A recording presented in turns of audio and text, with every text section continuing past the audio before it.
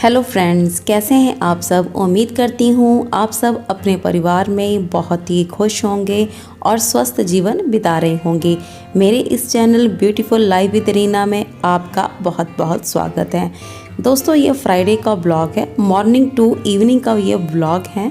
तो इसमें मैंने बस यही शो करा है कि मैं कैसे अपना सारा घर का काम और अपनी जॉब को मैनेज करती हूँ और सारे ही कामों को टाइमली कैसे कंप्लीट करने की कोशिश करती हूँ। तो ये ब्लॉग में मेरा आम ब्लॉग की तरह ही है कि अगर कोई प्रॉब्लम नहीं आती है तो मेरा वही डेली रूटीन रहता है।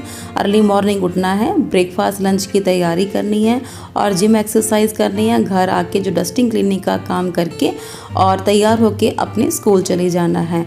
और कई फ्रेंड्स के जो सवाल आए थे उनके जवाब भी देने की कोशिश करी हैं और मैंने बताया इस ब्लॉग में मैं कैसे अपने आप को मोटिवेट रखती हूँ, कैसे अपनी स्किल डेवलपमेंट कर रही हूँ, ब्रेकफास्ट और डिनर में क्या कुछ बनाया है और सर्दी में इस ठंड से बचने के लिए क्या कुछ बना रही हूँ जो कि इस कड़ाके वाली ठंड से आपका बहुत ज़्यादा बचाव कर सकती हैं।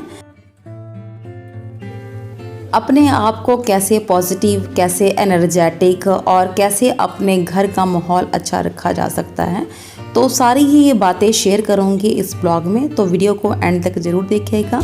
तो वीडियो आपके लिए बहुत ही हेल्पफुल और इंटरेस्टिंग होने वाली है।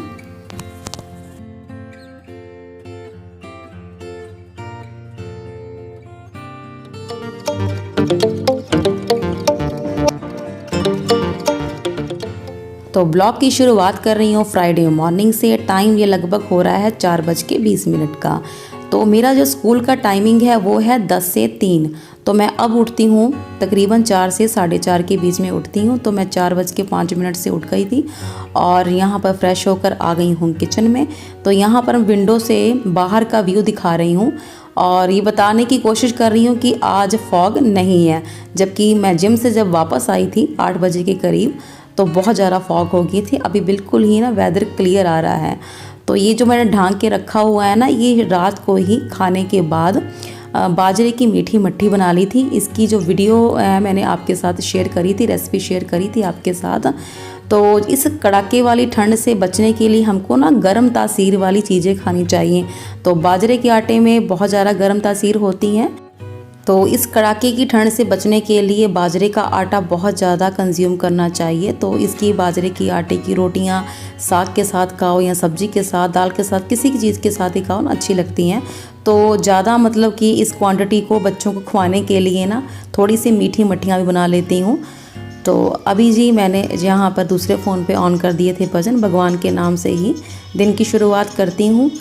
तो कोशिश करा करें घर की बनी हुई चीज़ें ही खाएं, खुद भी खाएं, बच्चों को भी खिलाएं, क्योंकि जो घर की चीज़ बनी होगी साफ़ सुथरे तरीके से बनी होगी और बहुत ही न्यूट्रिशल वे से बनी होगी। और हमेशा ही मौसम के मुताबिक ही चीज़ें खानी चाहिए। जैसे कि ये कुंदरू की सब्ज़ी डैडी जी ने रात को ही इसको तोड़ के रख दिया था। इसके अलावा ये पालक, मेथा, मूली, गोभी, धनिया इसको भी तोड़ के रख दिया था, पर इसको मैं रात को धुल नहीं पाई क्योंकि रात को ऐसा हो गया था कि जो मैंने कार्डबोर्ड बॉक्सेस उस दिन कट करे थे ना, उस पर ही मंडाला वर्क कर रही थी। तो काफ़ी देर हो गई थी और थक भी गई थी, ठंड भी ज़्यादा हुई और अपना मुंह हाथ धुला जाके अपना सो गई थी। तो अभी आज मैं बनाऊंगी मिक्स वेज, आलू, गाजर, मटर, गोभी की सब्ज़ी और बनाऊंगी मूली, मेथा और पालक के पराठे। तो गीज़र ऑन कर दिया था, बाल्टी में पानी बस 30 सेकंड में गर्म हो जाएगा तो इसको अच्छे से वॉश कर लूँगी। लेकिन नॉर्मली ऐसा करती हूँ कि रात को ही ना सुबह की तैयारी काफ़ी हद तक करके रख लेती हूँ। जैसे कि सब्जियाँ कट करके रख लेती हूँ और ये जितने भी लीफी वेजिटेबल होती हैं इनको धुल के इनको स्ट्रेनर में रख देती हूँ ताकि पानी इसका सारा ही स्ट्रेन आउट हो सके। गाजर हमारे घर की हैं और मटर तो बाज़ार के ही हैं। तो मटर के दाने डैडी जी ने रात को ही निकाल के रख दिए थे। बस अभी ये सब जो लीफी वेजिटेबल हैं इसको अच्छे से धुलना है क्योंकि घर की सब्ज़ी है तो इसमें मिट्टी बहुत ज़्यादा है। इसको 2-3 पानी से डाल के इसको अच्छे से वॉश करूँगी। तो किसी फ्रेंड ने मुझसे पूछा था कि अगर आप स्कूल का काम घर पर लेकर आएँ तो कैसे मैनेज करते हैं।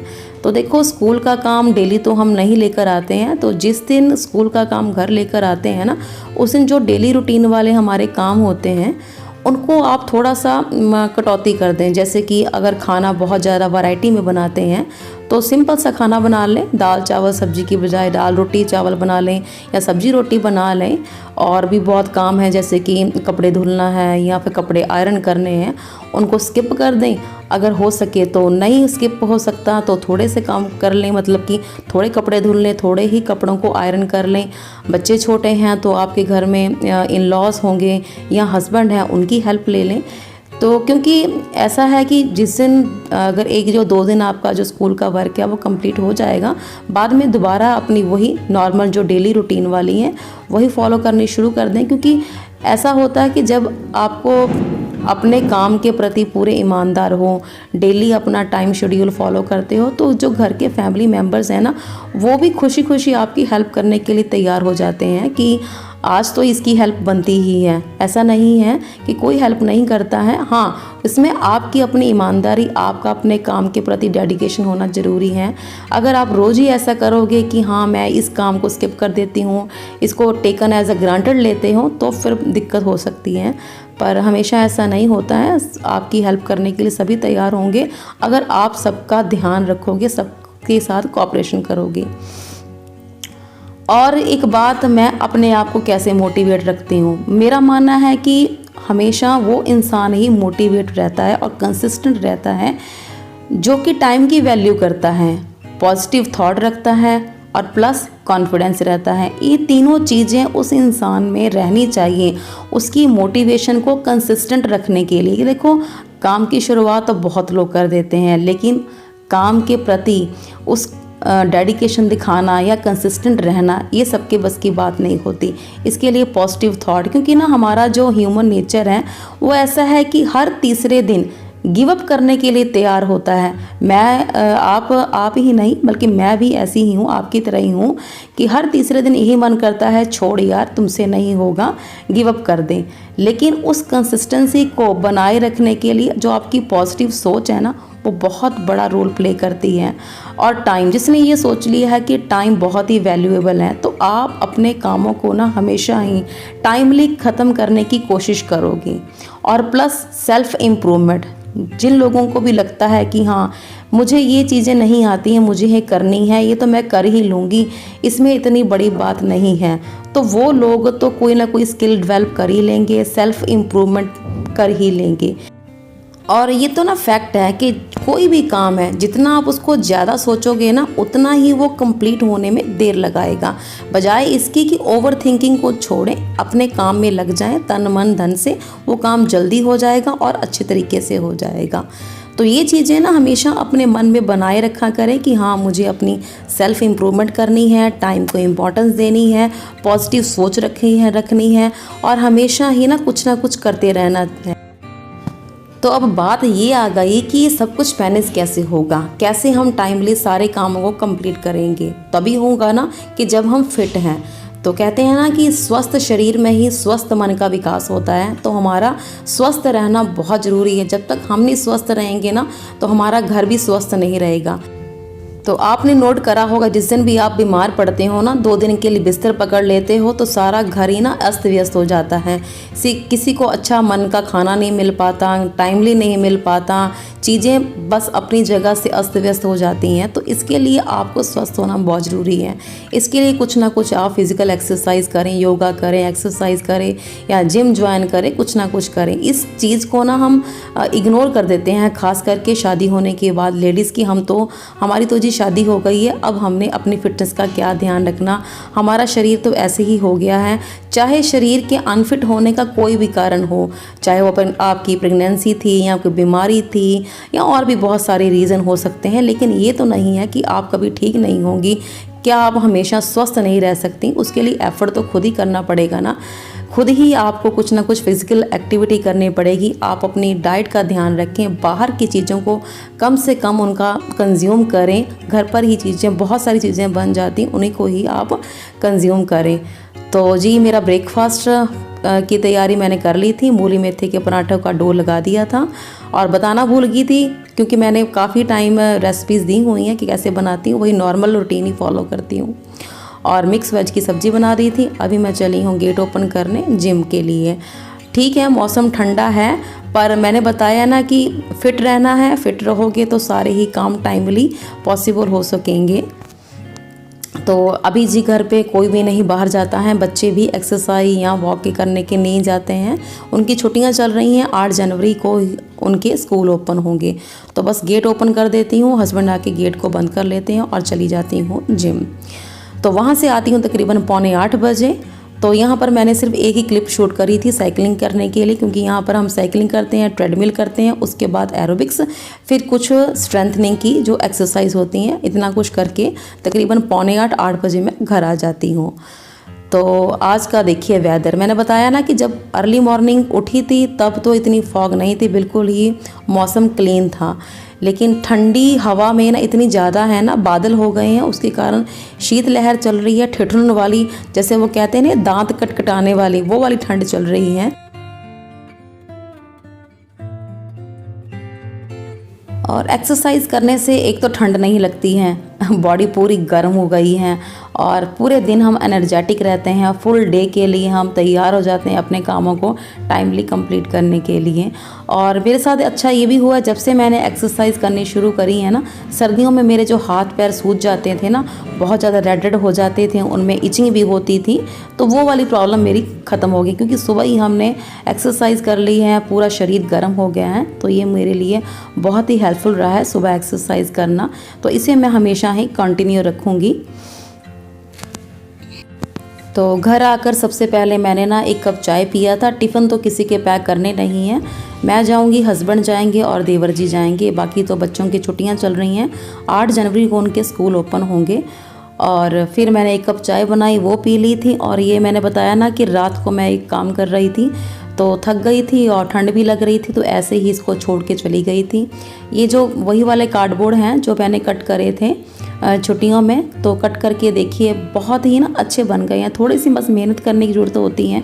ये कुछ मुझे आता नहीं था, लेकिन मुझे था कि मुझे सीखना था, करना था। और धीरे धीरे ना मतलब ये काम में मेरी इम्प्रूवमेंट हो रही है। और बेस्ट तो नहीं कह सकते बेस्ट, लेकिन वक्त के साथ, मेहनत के साथ तो ये काफ़ी अच्छा हो ही जाएगा, इतना तो मुझे यकीन है। और कहते हैं ना भी कोई भी कोशिश है वो बेकार नहीं होती अगर उसको तन मन से किया जाए। तो ऐसे ही इनको मैं रख दिया था। दूसरा कारण ये था कि इनके जो पेंट है ना, फैब्रिक पेंट, ये भी सूख नहीं रहे थे, तो इसको मैंने अलग अलग करके ऐसे ही रात भर छोड़ दिया था। अब ये जी बिल्कुल सूख गए हैं, इनको इकट्ठे करके रख दूँगी साइड में। लगाना कहाँ है वो आप मेरे वीडियोस में ना बने रहिएगा, तो कहाँ इसको डेकोरेट करूँगी तो आपको ज़रूर दिखाऊँगी। अभी तो फ़िलहाल इनको सबको इकट्ठे करके रख दूँगी साइड में, क्योंकि अभी बच्चे उठ जाएंगे और ड्राइंग रूम भी फैला हुआ है, तो इसको भी सेट करके रख दूँगी। जितने भी मेरे ये कलर बॉक्सेस हैं, मेरा ये किट लगाई हुई है, कपड़ा इसलिए बिछा देती हूँ ताकि कई बार होता है गलती से जो कलर वाला ब्रश है ना वो टेबल पर या फिर सोफे पर ना लग जाए, तो उसका फैब्रिक कलर इस पर लग सकता है। तो अभी तो पहले इसकी सेटिंग करने लगी हूँ। तो वही वाला मेरा रूटीन वर्क रहता है, जैसे कि मैंने आपको बताया, अगर तबीयत ठीक ना हुई तो हो सकता है कि इसका थोड़ा इधर उधर शेड्यूल अलग हो सकता है। अदरवाइज़ मेरा वही वाला शेड्यूल रहता है ना कुछ डस्टिंग करके जाने की, डस्टिंग क्लीनिंग करने की, क्योंकि डस्टिंग क्लीनिंग के बाद ही ना मेड आ जाएगी झाड़ू पोछा लगाने के लिए, वो भी सुबह ही आ जाती हैं, तो उसको भी इजी रहता है कि सारा कुछ उसको ही सेट मिलता है, ऐसा कुछ भी फैला नहीं मिलता, कुछ भी बिखरा नहीं मिलता। इनकी बाई हो गई है, हस्बैंड जल्दी चले जाते हैं क्योंकि इनका स्कूल दूर है। उसके बाद आ गई बेडरूम में आके जो भी बिस्तर वगैरह इनको सेट कर दूँगी। तो और थोड़े बहुत जो बर्तन रहते हैं किचन में, क्योंकि बच्चे अभी उठे नहीं हैं, वो तो बाद में ब्रेकफास्ट करेंगे, तो वो वाले बर्तन धुल देती हूँ। बर्तन धुल के ये बेड सेट कर दिया, ड्राइंग रूम सेट कर दिया, और जो भी चीज़ें जो रहती हैं थोड़ी सी गंदी रहती हैं उनको क्लीन कर देती हूँ। उसके बाद नहा धोकर चली जाती हूँ अपने स्कूल।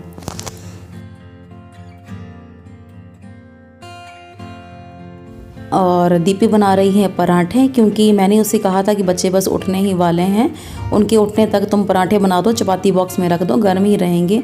5-10 मिनट तक वो अपना उठकर नहा धोकर नीचे आ जाएंगे, अपना सब लोग ब्रेकफास्ट ले लेंगे। तो ऐसा होता है कि ना किचन का काम ही सबसे ज़्यादा होता है, खाना बनाना, फिर उसके बर्तन हो जाते हैं।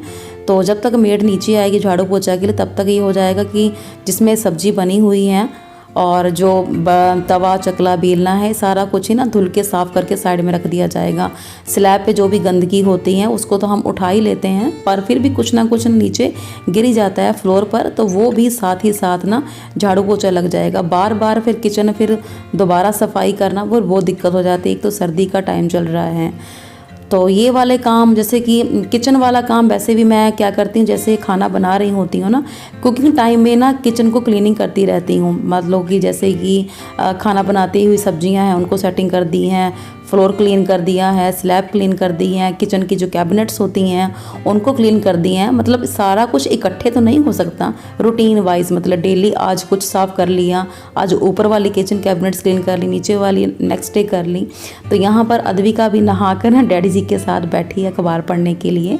तो अद्विका को हम डेली ही नहला देते हैं, ऐसा नहीं है कि अगर नहाएंगे तो बच्चे बीमार हो जाएंगे, बल्कि बच्चे ना नहा कर ज़्यादा फ्रेश फील करते हैं, उनको भूख भी लगती है, खेलते भी हैं और अपना टाइम भी बहुत अच्छे से स्पेंड करते हैं। बस नहा कर उनको किसी ब्लैंकेट में रख बैठा दो, या फिर अगर ज़्यादा छोटा बच्चा है तो उसको गोद में लेके रखो, तो ह्यूमन हीट से भी बच्चे सिक्योर रहते हैं। तो यहाँ पर पीछे आ गई थी मेड भी, वो भी झाड़ू लगा रही है। और मैं जी नहा कर पूजा करके और यहाँ पर पहन लिया वूलन कुर्ता।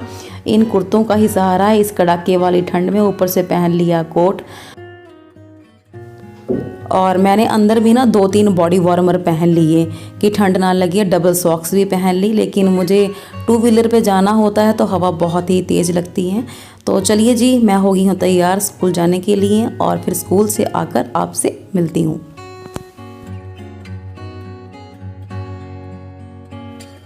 तो ये वीडियो क्लिप है जी शाम की, स्कूल से घर आकर। तो आकर ना मैंने फिर से काम करना शुरू कर दिया था, क्योंकि और कोई काम ही नहीं था। तो दीपिया ने कपड़े ऊपर से ले आई थी, उनको तह लगा कर भी रख दिए थे बेड पर। और यहाँ पर मैं रख दिया मैंने अपना हीटर। ये थोड़ा सा जो केक वाला जो बेस था ना, उस पर मैंने डिज़ाइन बनाया था, तो उस पर थोड़ी सी अभी मोल्डिंग से इसका डिज़ाइन बनाया। यहाँ पर हीटर का ही सहारा है, इसी के सहारे ही काम कर रही हूँ। अदरवाइज़ तो मेरे हाथ ना काम करते करते बिल्कुल ही सुन्न हो जाते हैं। डीमोटिवेट नहीं होती हूँ, कुछ ना कुछ जरिया तो मिल ही जाता है, कुछ ना कुछ कहते हैं ना कि अगर समस्या है तो समाधान भी है। तो कोई ना कोई प्रॉब्लम का सलूशन तो निकाल ही लेते हैं हम लोग, बस हमेशा ही पॉजिटिव रहें। तो अभी ना मैं करने लगी हूँ डॉट मंडाला आर्ट।